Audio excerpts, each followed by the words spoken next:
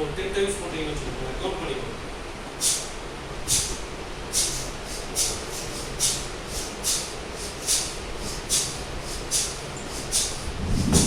10 times போட்டீங்க, கொஞ்சம் relax பண்ணுங்க, கொஞ்சம் ரிலாக்ஸ் பண்ணுங்க.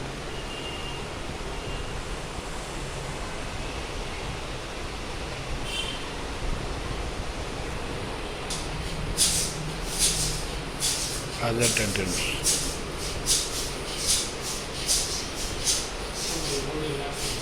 இந்த மாதிரி ஒரு 3 டைம்ஸ் பண்ணீங்கன்னா ஒரு நாள் காலையில் எழுந்து ஃபர்ஸ்ட் டைம் இதை நீங்கள் பண்ணீங்கன்னா எப்படி நம்ம செல்ஃபோனுக்கு சார்ஜ் பண்ணுறோம் அந்த மாதிரி நம்ம பாடி சார்ஜ் ஆகிடும். அன்றைக்கி முழுக்க நம்ம செய்யக்கூடிய வேலைக்கு தேவையான எனர்ஜியை இதோட சேர்ந்து நம்ம என்ன பண்ணலாம், நாய் பண்ணுற மாதிரி, சிங்கம் பண்ணுற மாதிரி கையை நல்லா முன்னால் வச்சு அது தெரிஞ்சு யோகா இல்லையா, பேக் போர்டை ஸ்டிச் பண்ணலாம். இப்போ நீங்கள் பண்ணது தலையிலிருந்து இருக்கும் இடுப்புக்கு கீழே அப்படின்னா இது எனக்கு ஏன் இல்லை,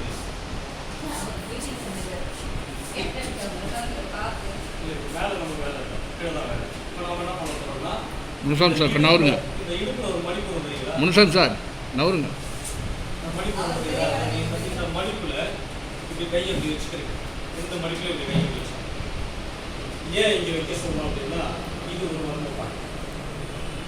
இந்த பாயிண்ட் நீங்கள் வச்சு அடுக்கும்போது ஒரு ப்ரெஷர் உங்களுக்கு கிடைக்குது. இந்த ப்ரெஷர் எதுக்குன்னா காலுக்கு பலத்தை கொடுக்குது.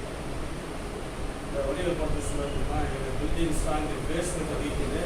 இந்த பேஸ்மெண்ட்டை ஸ்ட்ராங் பண்ணுறதுக்கான பாயிண்ட்டு கையில் வச்சு எந்த அளவுக்கு உள்ளார அழுத்த முடியுமோ அழுத்திட்டு முடிஞ்சால் காலை முன்னால் தூக்கி இப்படி தட்டலாம். இல்லைன்னா என்னால் முன்னால் தூக்க முடியாதுன்னா பின்னால் மடக்கிட்டு இப்படி தட்டலாம். இப்படி தட்டு முன்னால் போனால் பெஸ்ட்டு. சில பேர் தூக்க முடியாது, நீங்கள் தூக்குறீங்க, ஓகே. முடியாதவங்க என்ன பண்ணலாம் அப்படின்னா பின்னால் தூக்கி அப்படி தட்டலாம். இப்படி தட்டும்போது பாருங்க, இப்படி கையை அழுத்திக்கிறீங்க,